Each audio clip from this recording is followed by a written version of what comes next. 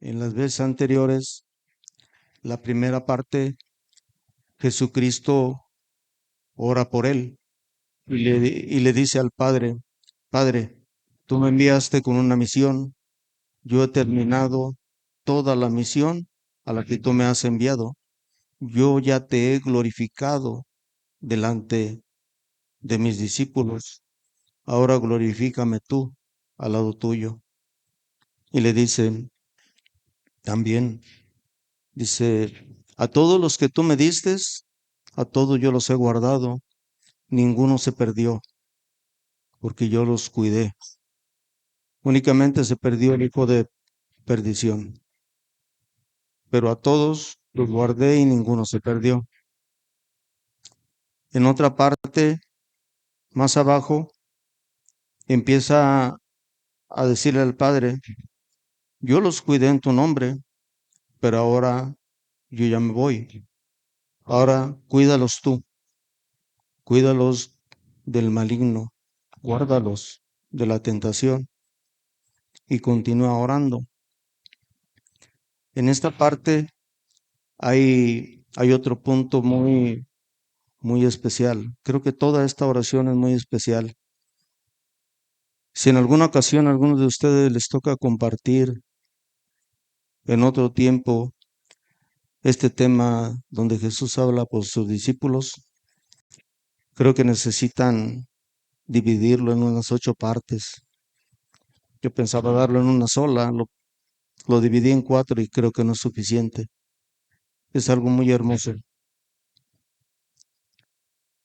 La vez anterior hablamos del versículo, es Juan 17:20, fue el último que vimos. Ahora vamos a ver el versículo 21. Juan 17:21, que dice, te pido que todos sean uno, así como tú y yo somos uno. Es decir, como tú estás en mí, Padre, y yo estoy en ti, y que ellos estén en nosotros, para que el mundo crea que tú me enviaste. En la primera parte, donde dice, pido que todos sean uno, así como tú y yo somos uno, es como si Jesucristo estuviera diciendo que por medio de nosotros, ellos sean una misma cosa. Es lo que está diciendo en esa parte. Y una cosa que debemos de comprender es que el mundo necesita creer que Jesús es el Hijo de Dios.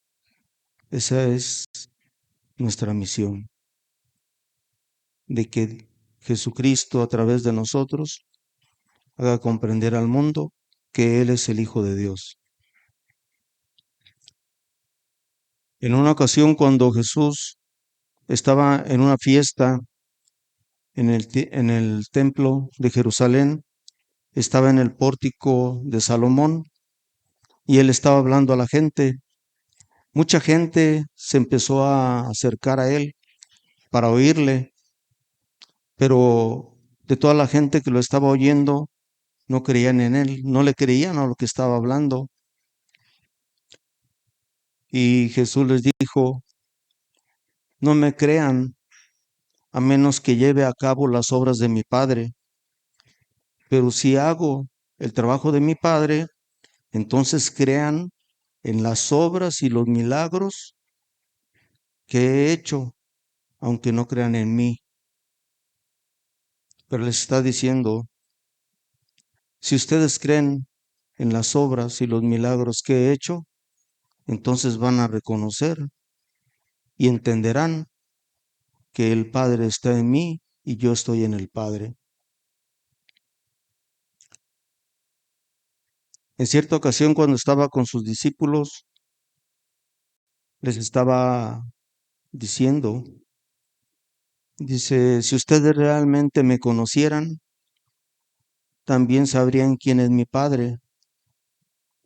De ahora en adelante ya lo conocen y lo han visto. Le estaba diciendo a sus discípulos, a partir de hoy ya conocen a mi Padre y lo han visto, y esto sorprende a los discípulos. Dice, bueno, se levanta Felipe y le dice, Maestro, enséñanos al Padre y con eso nos basta. Y la respuesta de Jesucristo a Felipe le dijo, Felipe, Felipe, tanto tiempo he estado con ustedes y todavía me dices, muéstranos al Padre.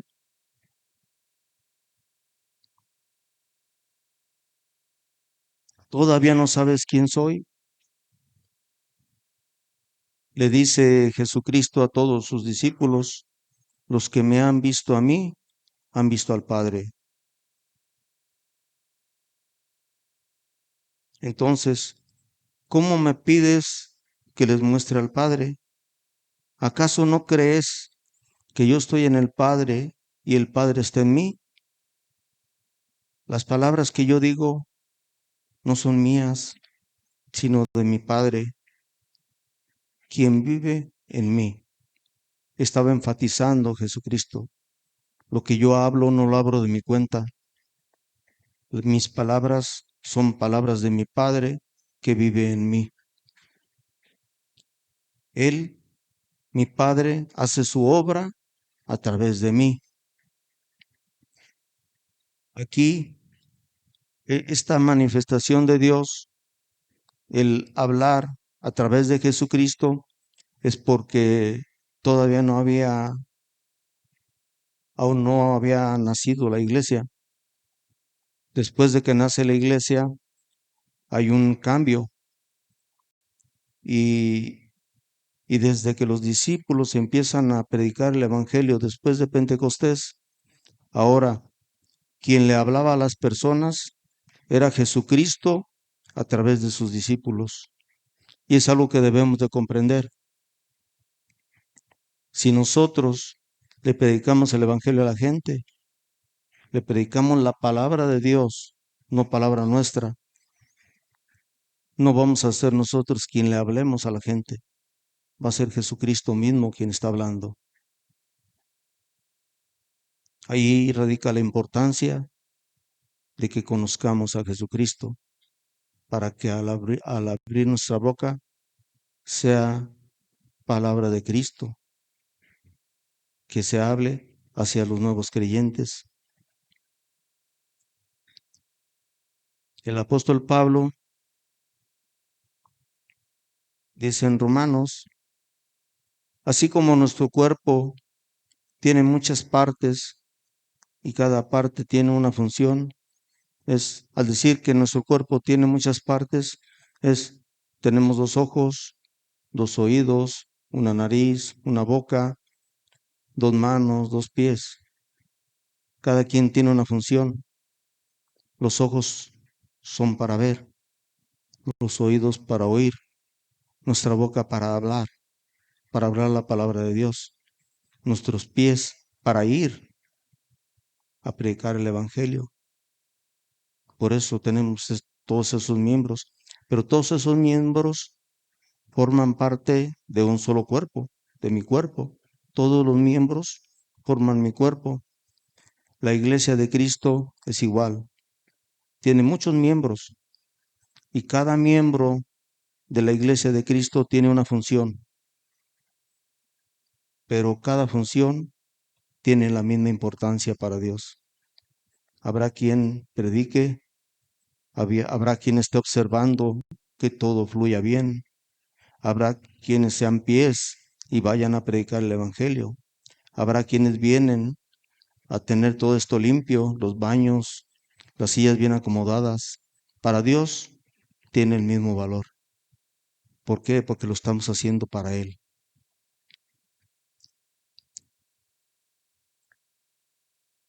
Y termina este versículo diciendo el apóstol Pablo, nosotros somos las diversas partes de un solo cuerpo. Fíjense lo que dice, y nos pertenecemos unos a otros. Somos diferentes partes del cuerpo de Cristo, pero todos ustedes me pertenecen a mí y yo le pertenezco a todos ustedes. Todos nos pertenecemos a nosotros mismos y a todo el cuerpo de Cristo que está en todo el mundo. El apóstol Pablo le habla a la iglesia de Corinto, dice, vivan en armonía los unos con los otros, que es lo que debemos de hacer. Debemos de vivir en armonía. Armonía es cuando se vive en un balance entre nosotros, como comunidad, y comprender que estando unidos es una condición indispensable para nuestra propia vida como individuos. Necesitamos vivir en armonía para que tenga sentido nuestra vida individual. Continúa diciendo el apóstol Pablo, que no haya divisiones en la iglesia, y no lo dice nomás porque sí. Es bien fácil que surjan divisiones en la iglesia, simplemente porque a mí no me gusta que pasen a predicar a tal hermano, o no me gusta como cantan los de la alabanza, o no me gusta por cualquier cosa, me cae gordo tal hermano, yo mejor me voy a ir a otro lado porque el que está aquí a mi lado me cae gordo. La voluntad de Dios es que no debe de haber divisiones en la iglesia. Dice, por el contrario, sean todos de un mismo parecer, unidos. Aquí es donde empieza a hablar, es de algo bien importante. Debemos estar unidos en pensamiento y propósito. Debemos de tener una misma forma de pensar y debemos de tener un mismo propósito. Estamos en nueva visión. Nueva visión tiene un propósito. Es un diseño, un Dios que adorar, un diseño que manifestar, que es el diseño de Cristo, y una misión que cumplir, que es ir y hacer discípulos. Entonces necesitamos pensar lo mismo y tener un mismo propósito como iglesia, como congregación. El libro de Gálatas les dice, ya no hay judío, ya no hay griego, ya no hay esclavo, ni hay libre, no hay hombre, ni hay mujer, porque todos somos uno en Cristo Jesús. Aquí vuelve a repetirse, todos somos uno en Cristo Jesús. Se va a estar repitiendo la palabra uno, la palabra unidad. Y por su parte, el apóstol Juan está diciendo, por lo tanto, ustedes deben de seguir fieles a lo que se les ha enseñado desde el principio. Si la gente que ya conoce a Jesucristo se les ha enseñado la palabra y la voluntad de Jesucristo, se mantienen fieles a lo que se les ha enseñado y a lo que han aprendido, fíjense lo que va a pasar. Si lo hacen, permanecerán en comunión con el Hijo y con el Padre. Si somos fieles a la palabra de Dios, vamos a permanecer en comunión con el Hijo y con el Padre. En versículo 22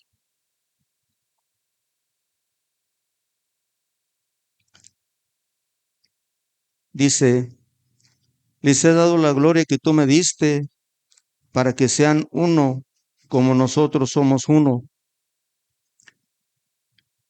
Muchos de los que están aquí conocen una cita que utilizan muchísimo la iglesia apostólica. Está en Deuteronomio 6:4 y dice, oye Israel, Jehová nuestro Dios, Jehová uno es. Y en parte se agarran de esa cita donde dice Jehová nuestro Dios, Jehová uno es, para negar la Trinidad.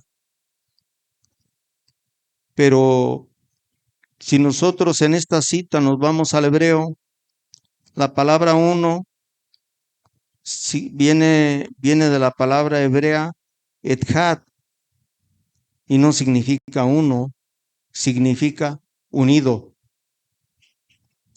Oye Israel, Jehová nuestro Dios, Jehová unido es. Eso es lo que significa. Y al hablar de uno, puede decir 3, puede decir 12, puede decir 70, puede decir 3000. En este caso, habla de 3, del Padre, del Hijo y del Espíritu Santo. Son uno, unidos. En la cita de Juan, donde dice, para que sean uno, como nosotros somos uno, la palabra uno viene del griego heis, que significa una cosa o la misma cosa. Sigue hablando de unidad. Entonces, Jesucristo está diciendo, yo les he dado la gloria que tú me diste para que vivan en unidad, así como nosotros vivimos en unidad.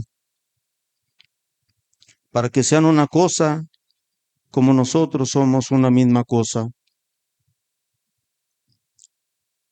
El apóstol Pablo le sigue explicando a la iglesia de Corinto. Dice, así que todos nosotros, a quienes nos ha sido quitado el velo, a toda la gente a la que Dios le ha sido revelado, se le ha quitado el velo.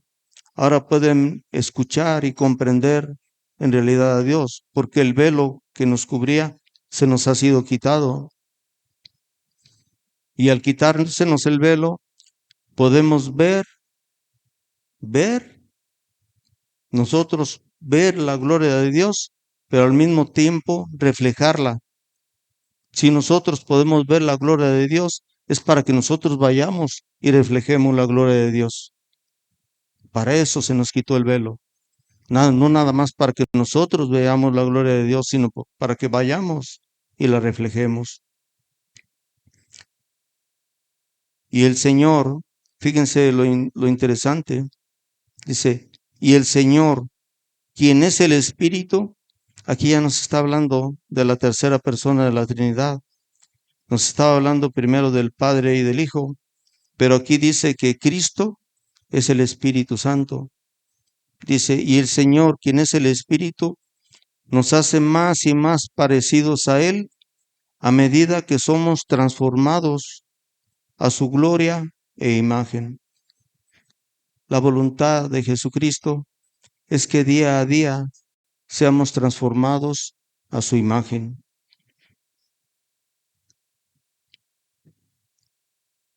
Pues Dios, quien dijo que haya luz en la oscuridad, hizo que esa luz brille en nuestro corazón para que podamos conocer la misma gloria de Dios que se ve en el rostro de Jesucristo. Si nosotros queremos conocer la gloria de Dios, necesitamos enfocarnos en el rostro de Cristo.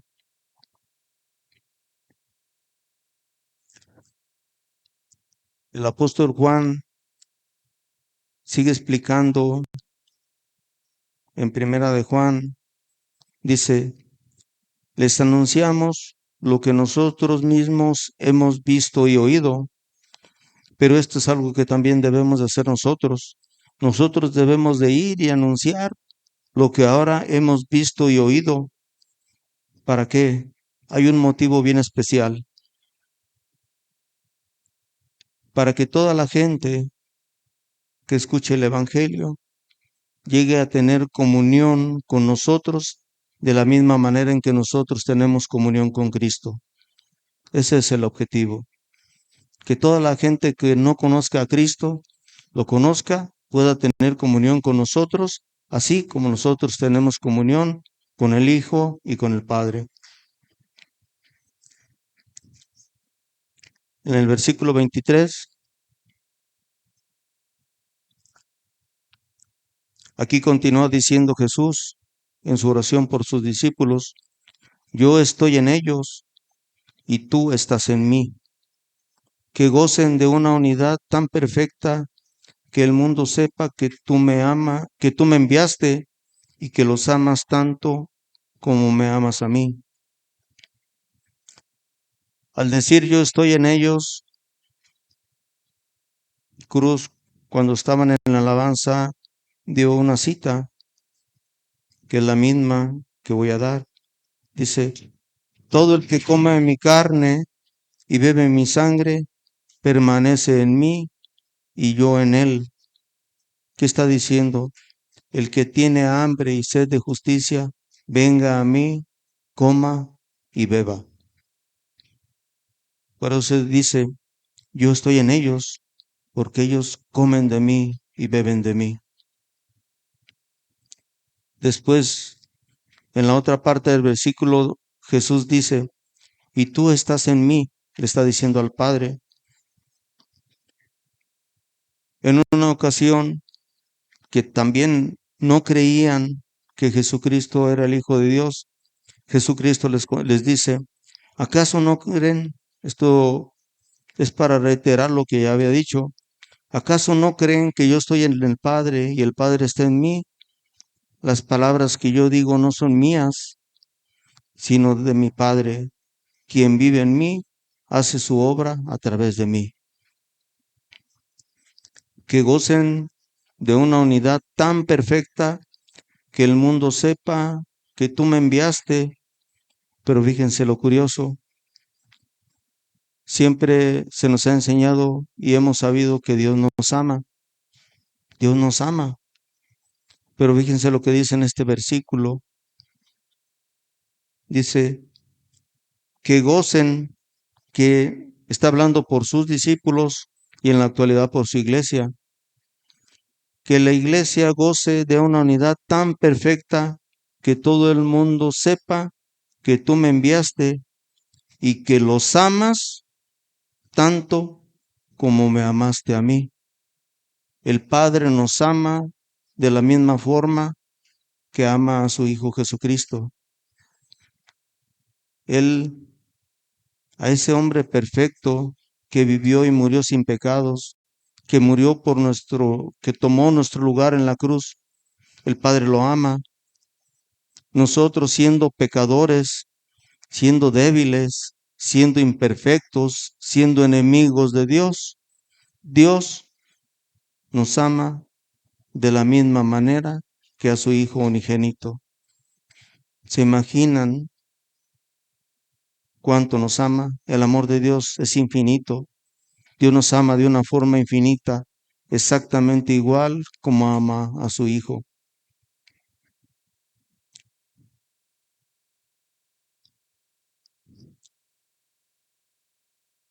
Yo sigo con el apóstol Pablo y con Juan.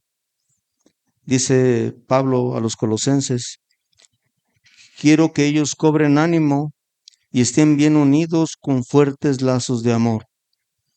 ¿Qué es lo que nos debe de unir a nosotros? El amor. Es lo que debemos de comprender. Si hay algo que debe de mantenernos unidos, es el amor.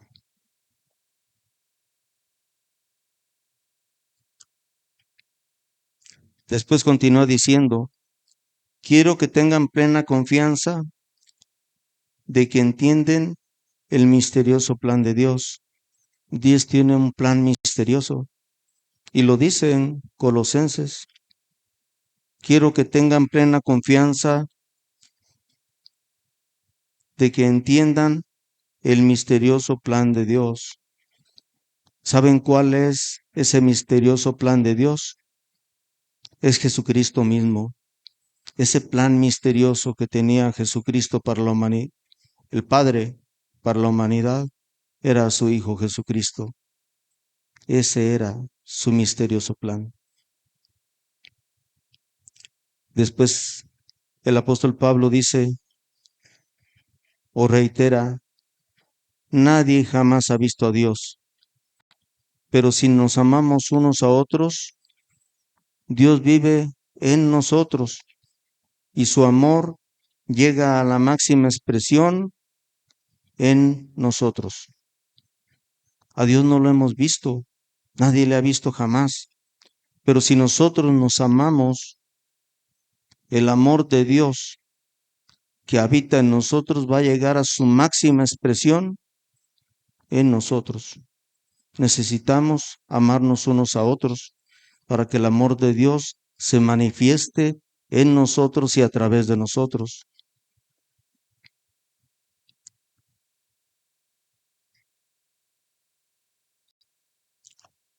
Miren con cuánto amor nos ama nuestro Padre, que nos ha llamado sus hijos.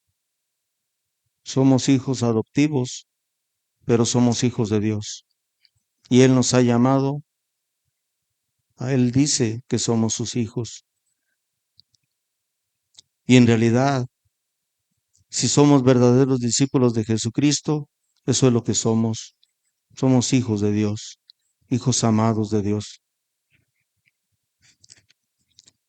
Pero la gente de este mundo no reconoce que somos hijos de Dios. Incluso se burla de nosotros. Pero ¿saben por qué se burla de nosotros? Porque no conocen a Dios. Pero si nosotros somos verdaderos discípulos, somos hijos de Dios.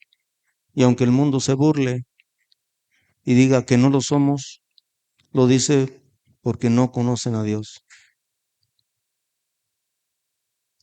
Continúa diciendo el apóstol Juan, en esto consiste el amor verdadero, no en que nosotros no en que nosotros hayamos amado a Dios. El amor verdadero consiste en que Dios nos amó primero a nosotros, así como éramos sus enemigos, vivíamos en pecado, blasfemábamos contra Él, algunos ni siquiera creíamos en Él, pero Él ya nos había amado desde el principio de la fundación del mundo. En eso consiste el verdadero amor. Él nos amó sin que nosotros lo amáramos a Él. Él nos amó primero. Él nos amó y a causa de ese amor que tenía hacia nosotros, hacia un montón de pecadores, Él envió a su Hijo como sacrificio. Él envió a su Hijo para que fuera sacrificado, para que Jesucristo, muriendo en la cruz, quitara nuestros pecados. Versículo 24.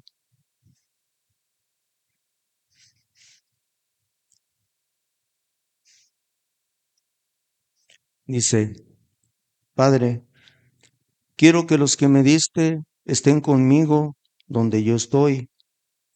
Entonces podrán ver toda la gloria que me diste, porque me amaste antes de que comenzara el mundo. En la primera parte del versículo, en donde dice, Padre, quiero que los que me diste estén conmigo donde yo estoy, ya se los había dicho Jesucristo a sus discípulos. Les había dicho, cuando esté listo, volveré para llevarlos, para que siempre estén donde yo estoy. Fue una promesa que hizo Jesucristo a todos sus discípulos. Cuando todo esté listo, volveré y me los llevaré, porque yo quiero que estén conmigo en donde yo estoy. Y donde está Él, está sentado a la diestra del Padre. La otra parte del versículo dice, entonces podrán ver toda la gloria que me diste, porque me amaste aún antes de que comenzara el mundo. Y a sus discípulos ya les había dicho Él, ustedes han estado conmigo durante mis tiempos de prueba. Y así como mi Padre me concedió un reino, yo ahora les concedo a ustedes el derecho de comer y beber a mi mesa en mi reino. Dios, al haber cumplido su misión, le concede un reino a Jesucristo. Y Jesucristo nos concede el derecho de comer y beber sentados a su mesa en su reino. Versículo 25 dice, oh Padre justo, el mundo no te conoce, pero yo sí te conozco, y estos discípulos saben que tú me enviaste. En la primera parte donde dice, oh Padre justo, el mundo no te conoce, Jesucristo ya les había hablado también en el Evangelio de Juan, porque le decían, le decía a la gente, ¿dónde está tu Padre? Le preguntaron, y Jesús les contestó, como ustedes no saben quién soy yo, tampoco saben quién es mi Padre. Si me conocieran a mí, conocerían a mi Padre, pero al no conocerme a mí, tampoco conocen a mi Padre. Algo bien importante que debemos de tener en mente toda nuestra vida, es que debemos de conocer cada día más y más a Jesucristo, porque al conocerlo cada día más, vamos a conocer a su Padre y nos vamos a dar cuenta que verdaderamente el Padre lo envió.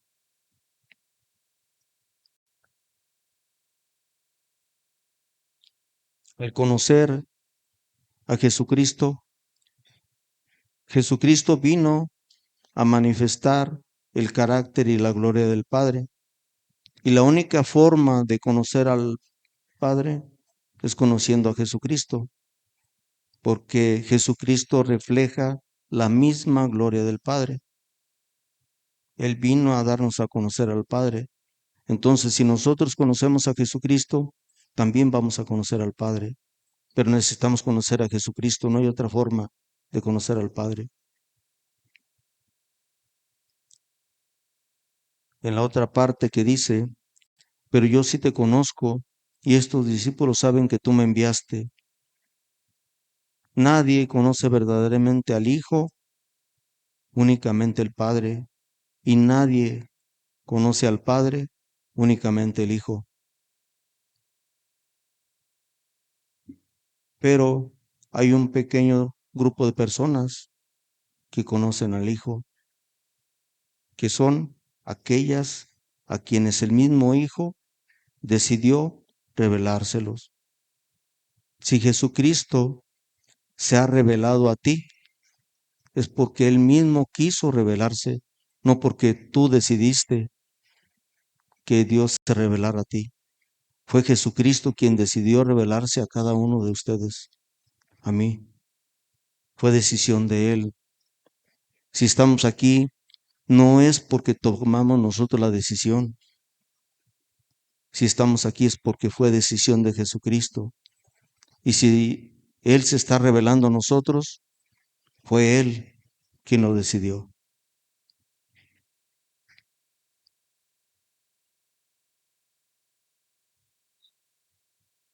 Dice, nadie ha visto jamás a Dios, pero el Hijo, el único, Él mismo Dios, Él mismo es Dios. Fíjese lo que dice aquí en Juan 1:18. Nadie ha visto jamás a Dios, pero el Hijo, el único, el unigénito, Él mismo es Dios. Aquí vuelve a enfatizar dos partes de la Trinidad. El Hijo, Él mismo es Dios y está íntimamente ligado al Padre. Tiene una unión íntima e indivisible con el Padre. Él nos ha revelado a Dios. El Padre mismo los ama profundamente porque ustedes me aman a mí, dice Jesucristo, y han creído que yo vine de Dios. Si nosotros llegamos a creer que Él vino de Dios, que Él es hijo de Dios, entonces el Padre mismo nos ama profundamente. Dice Jesucristo, porque les he transmitido el mensaje que Él me dio. Ustedes me aceptaron el mensaje y saben que proviene de Él y han creído que Él me ama. Los discípulos le dijeron, Ahora entendemos que sabes todas las cosas y no es necesario que te pregunte nada. Muchas veces los discípulos hablaban entre ellos, aparte, iban atrás de Jesucristo, iban hablando entre ellos, pero Jesucristo sabía de lo que estaban hablando, volteaba y les aclaraba de las cosas que estaban hablando. En una ocasión nos decía el pastor la semana pasada que iban discutiendo que quién iba a ser el, el primero, el más importante en el reino de los cielos de ellos, pero Jesucristo sabía de lo que venían hablando. Jesucristo conoce nuestros corazones. Si estamos hablando por allá en una esquina, o incluso si lo estamos pensando, Él sabe, Él nos conoce. Y ese es un motivo para creer que el Padre lo ha enviado a Él. Una vez escuché un ejemplo sobre personas que dudan que exista Dios. Y les dice, fue en una predicación, les dijo el pastor, ¿quieren comprobar que Dios existe? Dice, pónganse a orar y van a ver que no van a poder orar porque el diablo no los va a dejar. Y si el diablo no los deja orar, es la mejor prueba de la existencia de Dios. Es difícil orar, es una de las cosas más difíciles. Y dice el pastor, esa prueba de que el diablo no los deja orar es prueba de la existencia de Dios.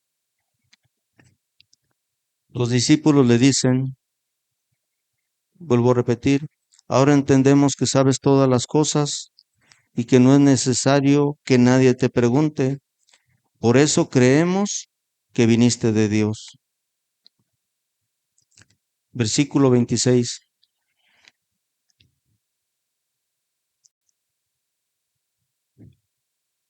Dice, yo te he dado a conocer a ellos y seguiré haciéndolo. Aquí está hablando el tiempo de sus discípulos. Dice, yo te di a conocer a ellos, pero Jesucristo estaba a unos momentos de ser apresado y ser llevado para ser enjuiciado y crucificado. Entonces, él estaba hablando de ese presente y estaba hablando del futuro, incluyéndonos a nosotros. Dice, te he dado a conocer a ellos y seguiré haciéndolo. O sea que Jesucristo todavía nos sigue dando a conocer al Padre a nosotros en la actualidad y hasta el fin del mundo. Entonces tu amor por mí estará en ellos y yo también estaré en ellos. El amor de Dios estará en nosotros y Jesucristo mismo estará en nosotros.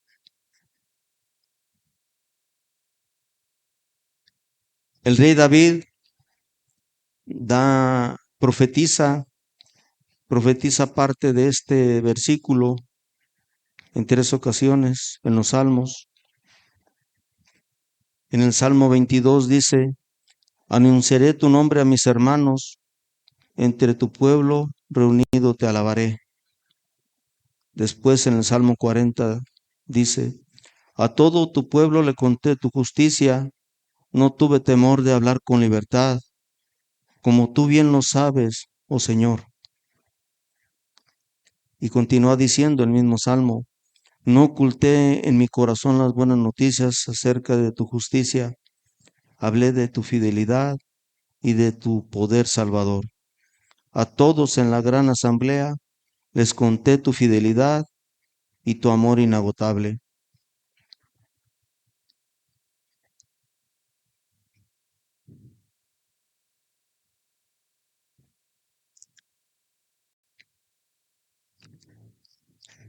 Después el apóstol Pablo dice en la carta a los Efesios, entonces Cristo habitará en el corazón de ustedes a medida que confíen en Él. Confiar es el significado de la palabra fe. Mientras más confiemos nosotros en Jesucristo, Él va a habitar en nuestro corazón. Es lo más importante que debemos hacer.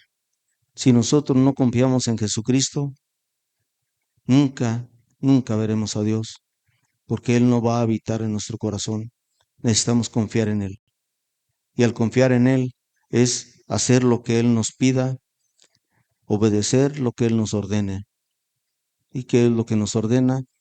Que obedezcamos sus mandamientos y que hagamos discípulos y los enseñemos a guardar los mandamientos que Él nos enseñó. Entonces, si confiamos en Jesucristo, vamos a tener que hacer eso. Si yo confío en Jesucristo, me da vergüenza a mí ir a predicar. Pero si confío en Jesucristo, Él me está diciendo que yo vaya y predique el Evangelio. Yo sé que así como me da vergüenza a mí ir a hablarle a las personas, yo sé que hay muchos aquí que también les da vergüenza o les da pena.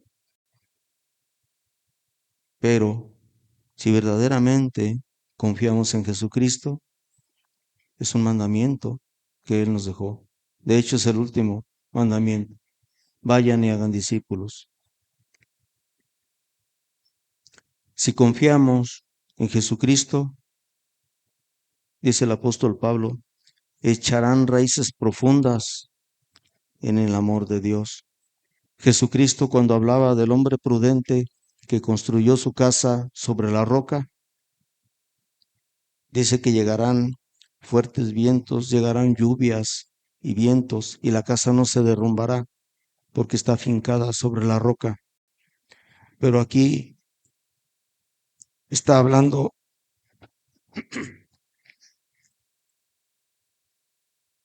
aquí está hablando de algo más hermoso. Dice que echaremos raíces profundas. Nos vamos a anclar con nuestras raíces, pero raíces muy, muy profundas. Y no dice en la roca, aunque es lo mismo, en el amor de Dios. Ahí es donde vamos a cimentar nuestra casa, con grandes raíces en el amor de Dios. Y al tener esas raíces tan grandes, fuertemente enraizadas en el amor de Dios, nos vamos a mantener fuertes ante cualquier situación. ¿Por qué? Porque estamos cimentados en la roca y estamos echando raíces profundas en el amor de Dios. Así que no importa lo que venga. ¿Por qué? Porque estamos bien cimentados y bien enraizados. Este versículo 26 sirve como un resumen de toda la oración de Jesucristo, mencionando aquí su ministerio del pasado y la promesa del futuro por medio ya no de Él, sino por medio del Espíritu Santo. Cuando Jesucristo estaba en la tierra, el Espíritu Santo no se manifestaba a las personas.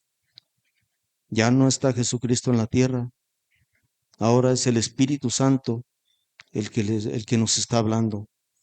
Y somos nosotros los que vamos a ir a hablarle a la gente, pero quien va a hablar es el Espíritu Santo, porque Él se va a manifestar a través de nosotros.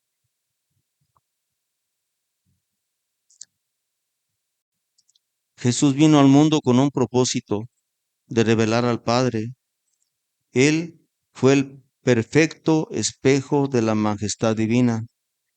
El apóstol Pablo decía que un día vamos, que nosotros conocemos a Dios como por un espejo. En el tiempo de Jesucristo los romanos tenían espejos que eran láminas de bronce. Las pulían tanto que al ponerlas enfrente veían una imagen borrosa de su rostro. Así conocemos a Dios, de una imagen, de una forma borrosa.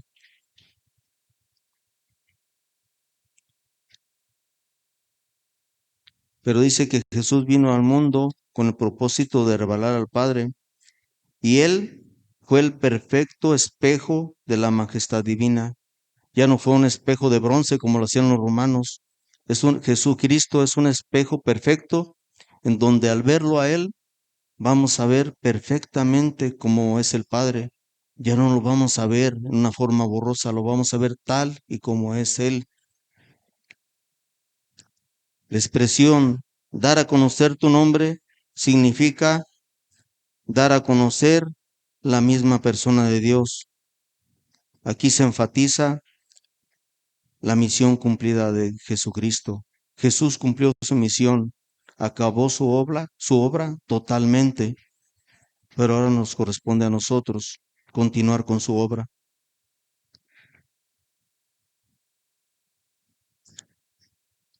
Las palabras finales de la oración, en esas palabras Jesús expresa un deseo profundo por la unidad que debe haber entre nosotros y esa relación íntima con Él. Necesitamos que haya una unidad en amor perfecta entre nosotros para poder tener una comunión y una relación íntima con Jesucristo. En esto se basa el amor, en esto se basa nuestro amor, un amor desinteresado y universal, porque Jesucristo y Dios nunca dijo que nos amemos nomás los que estamos aquí en Nueva Visión. Jesucristo incluso dijo, amen a sus enemigos. El amor que nosotros debemos manifestar debe ser universal, al grado de amar incluso a nuestros propios enemigos. A ese grado debe ser nuestro amor. Que Dios les bendiga.